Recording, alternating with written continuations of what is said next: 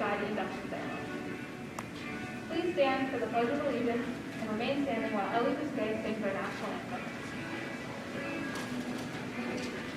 I pledge allegiance to the flag of the United States of America and to the republic for which it stands, one nation, under God, indivisible, with liberty and justice for all. Oh, say, can you sleep by the dawn's early light? What so proudly we hailed at the twilight's last gleaming, whose broad stripes and bright stars through the perilous fight. O'er the ramparts we watched were so gallantly streaming, and the rocket's red glare, the bombs bursting in air, gave proof through the night that our flag was still there. Oh, say does that star-spangled banner yet wave o'er the land of the free and the home of the brave?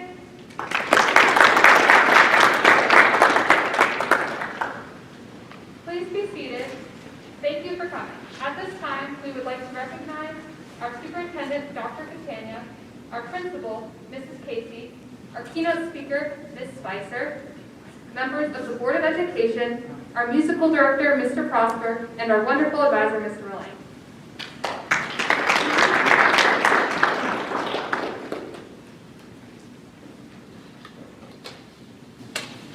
The National Honor Society was established in 1921. Its main intent was to promote academic achievement and excellence at the high school level. There are 4 qualities that a student must possess in order to gain acceptance into the National Honor Society. These 4 qualities are scholarship, leadership, service, and character. Each student is evaluated based on these 4 ideals prior to acceptance. The first criterion to be examined is the student's quality of scholarship. A prospective National Honor Society member must carry an average of 90% or higher through their first 2 or 3 years of high school. Only after a student meets these requirements may he or she be considered for possible acceptance. Once the student qualifies scholastically, he or she must write an essay about one of the 4 ideals, hand in a resume of all activities and extracurriculars from grade 9 to the present, and ask 5 faculty members to fill out a recommendation form on his or her behalf. Finally, the principal appoints 5 faculty members to act as the faculty council. The faculty council sets the acceptance standards and decides, by majority vote, whom they feel meets the requirements. Students who surpass the standards of leadership, service, and character are invited to join the National Honor Society. The whole process is designed so that the final decision is one of complete fairness. Once a student is accepted, his or her job is not finished. Membership is an honor as well as a responsibility. A National Honor Society member is expected to continue demonstrating those qualities of scholarship, leadership, service, and character. Today, the National Honor Society will induct 23 new members.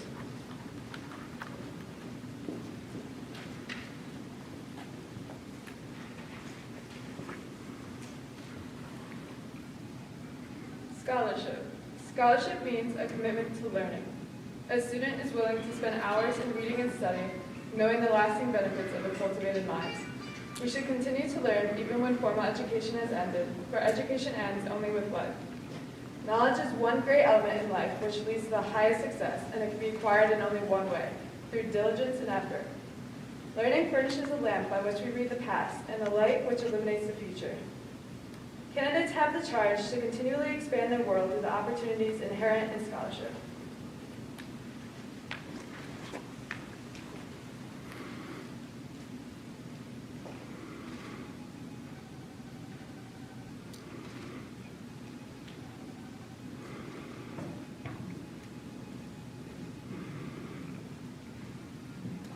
Leadership.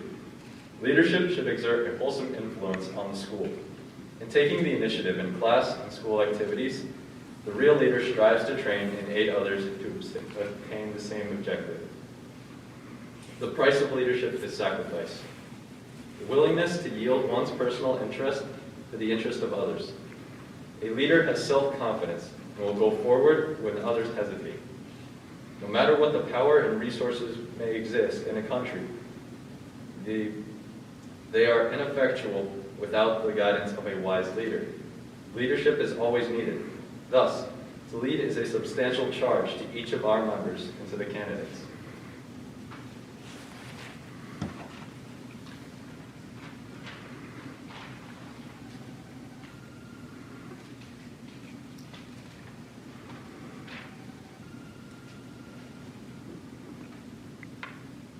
Character is the force within each individual which distinguishes that person from others. It gives each one individuality. It is that without which no one can respect oneself, nor hope to attain the respect of others. It is this force of character which guides one through life and, when once developed, grows steadily. Character is achieved and not received. It is the product of constant action, daily striving to make the right choice. The problem of character is the problem of self-control. We must be in reality what we wish to appear to others. By demonstrating such qualities as reliability, honesty, and sincerity, we may hope to prove by example that we value character.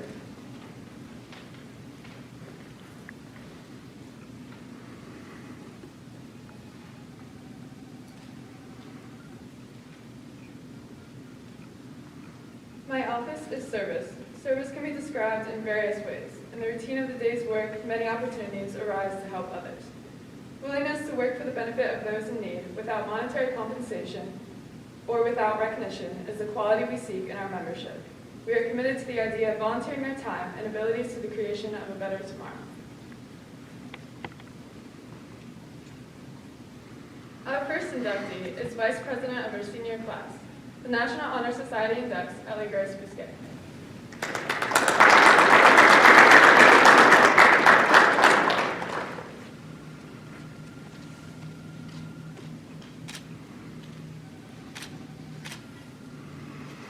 Our next inductee enjoys meeting new people as she has volunteered on 3 group mission trips. The National Honor Society inducts Grace McKenna Crawford.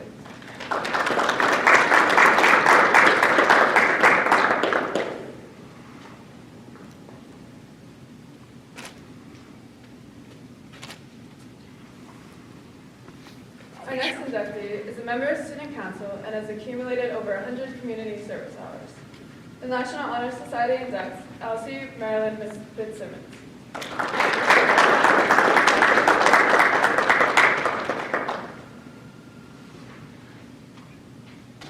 Our next inductee is Vice President of her junior class. The National Honor Society inducts Weber Jane Hemsley.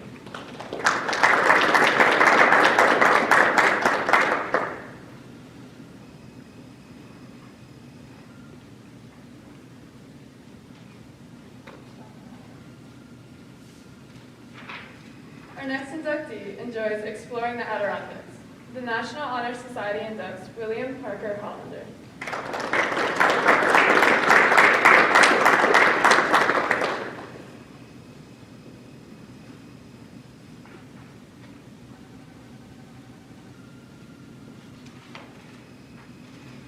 Our next inductee is co-president of the Environmental Club.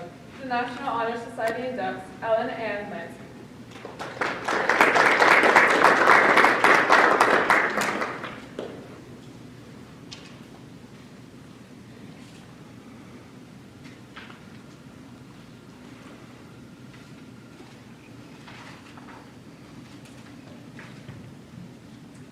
Our next inductee taught herself to play piano. The National Honor Society inducts Kelly Lee.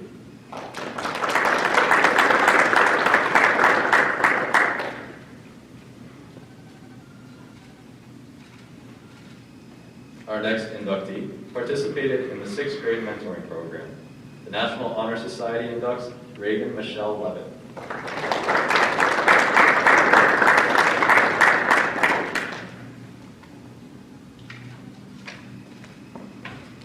Our next inductee created and developed the Blue Bomber Weekly News for our school. The National Honor Society inducts Caleb Mayo.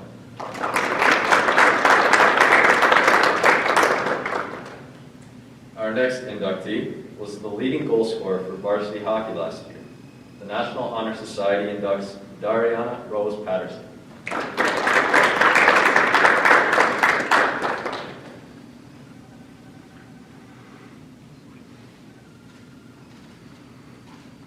Our next inductee created and managed a service project that raised over 2,000 pairs of shoes for the Democratic Republic of Congo. The National Honor Society inducts Hannah Matson Wiley.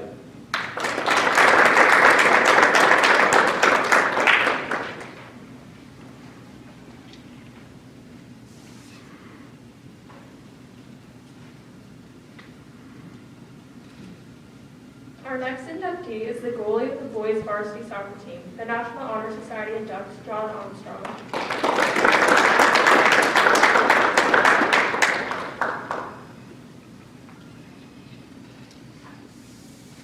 Our next inductee enjoys writing and completing a creative short story. The National Honor Society inducts Samantha Sidney Babb.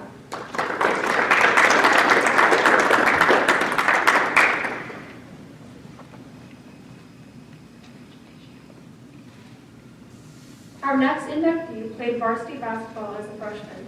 The National Honor Society inducts Arnita Sekunjanen.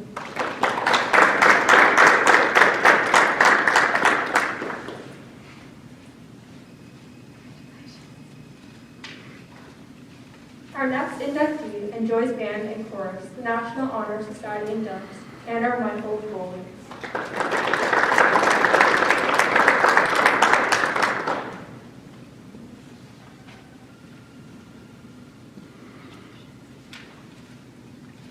Our next inductee is her class secretary. The National Honor Society inducts Aubrey Marie Hayes.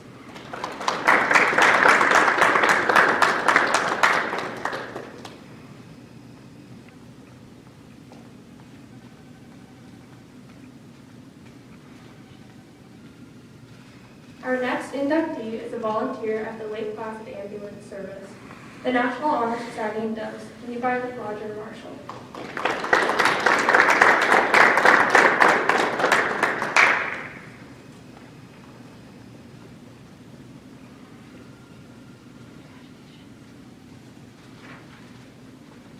Our next inductee is working towards its Eagle Scout. The National Honor Society inducts Brooklyn Daniel Mayberry.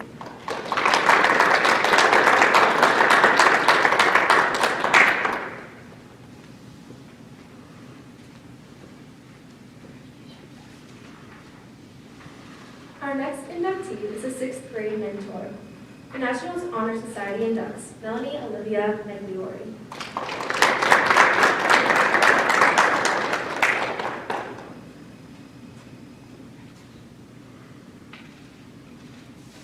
Our next inductee enjoys presenting at climate strikes and summits. The National Honor Society inducts Ashton Summer Livesey.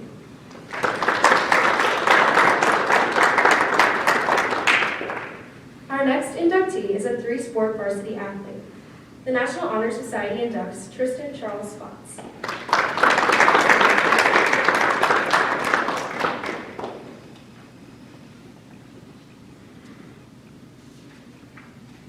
Our next inductee is captain of the varsity soccer and basketball teams. The National Honor Society inducts Natalie Calais-Tavares.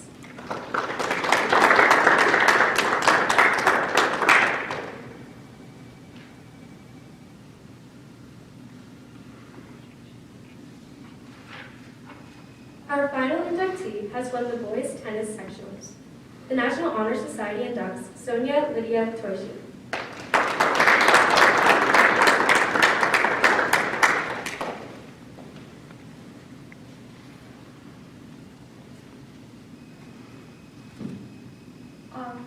New members, please rise.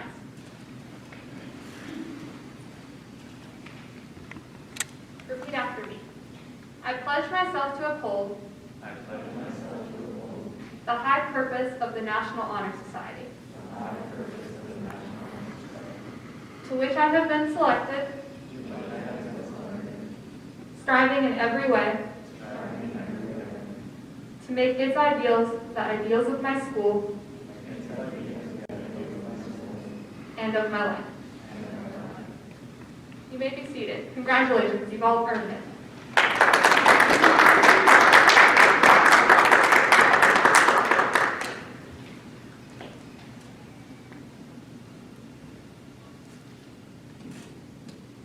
At Lake Placid High School, our chapter of the National Honor Society is dedicated to service learning opportunities.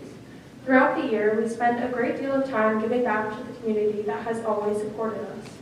In August of previous years, we volunteered at our school's locker day, handing out schedules and giving tours of the building. This month, we would be supporting our school's efforts to provide Thanksgiving dinners to families in need.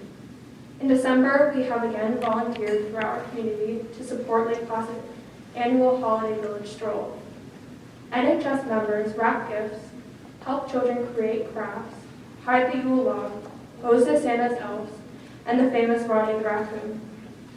We also begin our leadership training to mentor 5th grade students at our elementary school in December. This weekly program runs from December to May and benefits many students in our district.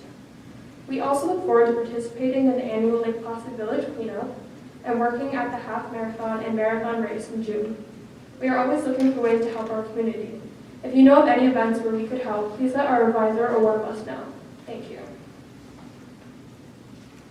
It is my pleasure to introduce our keynote speaker, Ms. Spicer. Ms. Spicer attended and graduated SUNY Fredonia with a Bachelor of Arts in Secondary Education of English and a Master's of Science in Secondary Education of English in 1998. She began teaching at Lake Placid High School 21 years ago in 1999. She teaches sophomore English and 2 North Country Community College courses, Women in Literature and Multicultural Literature. Since 1999, she has become the English Department Chair, has run the Educational Leave Program for student athletes for 15 years, and has been on the LPCA board for 9 years. Ladies and gentlemen, please join me in welcoming Ms. Spicer.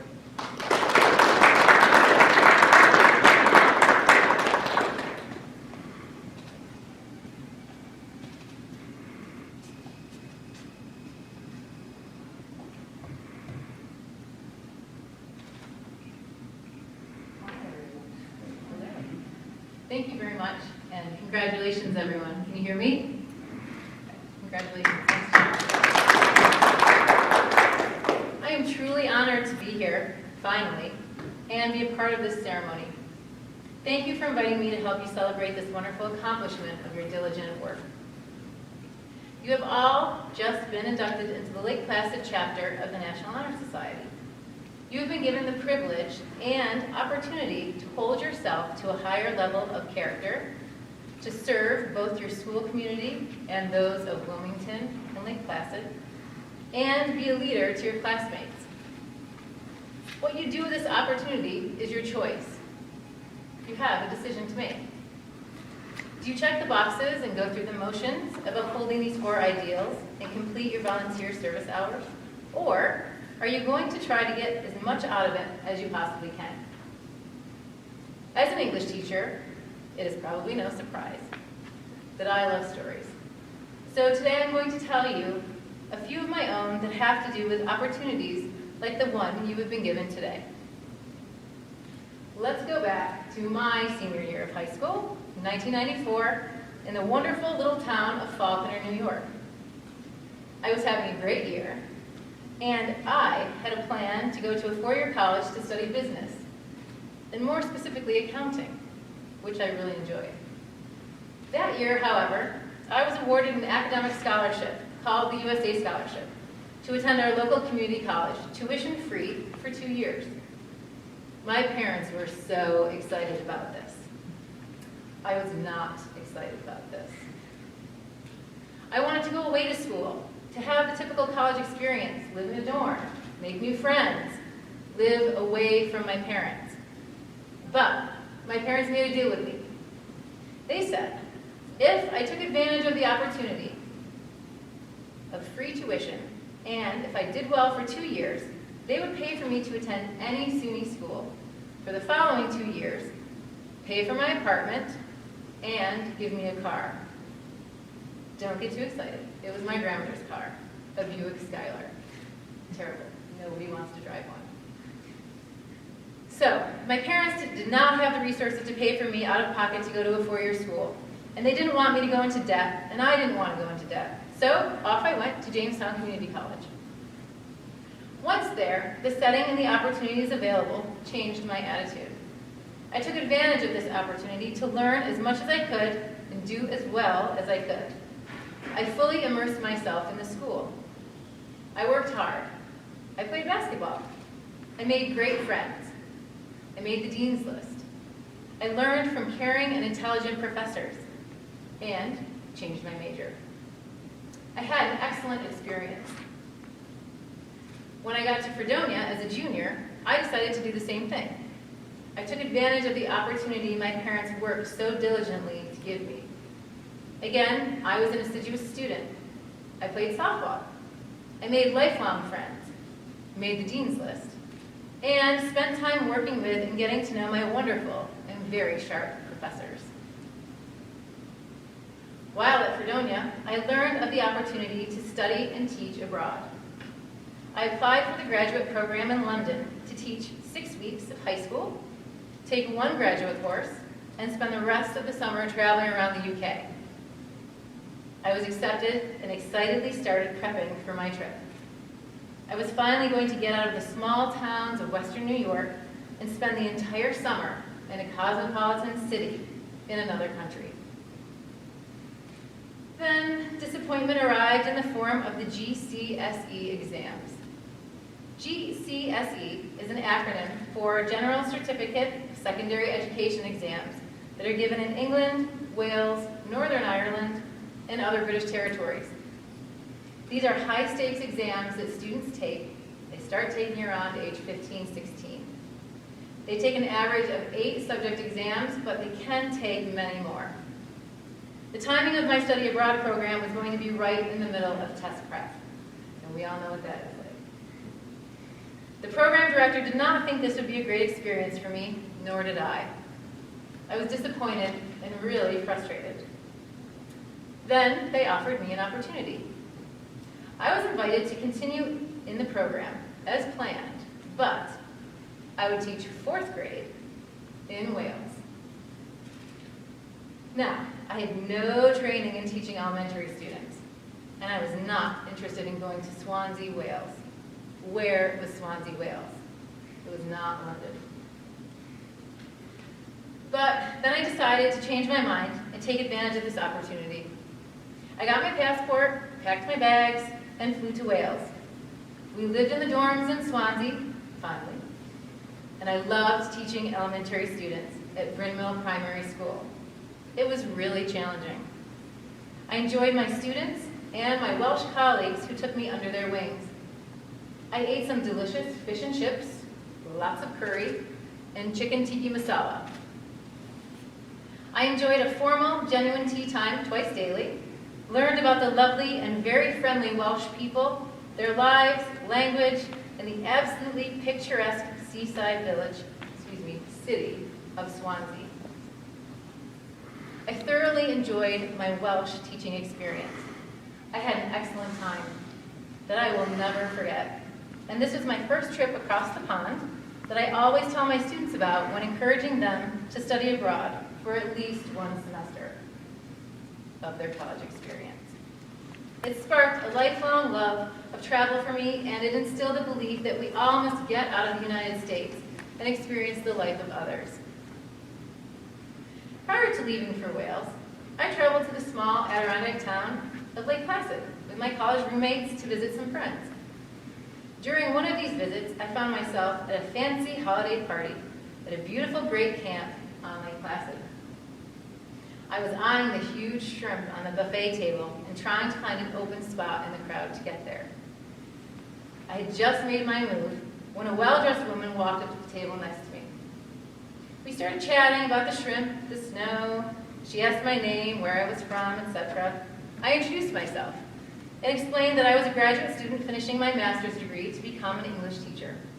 She said, "Well, you must meet my husband. He is the superintendent of the Lake Placid School District." I just about choked on my shrimp. I said, "I'd love to."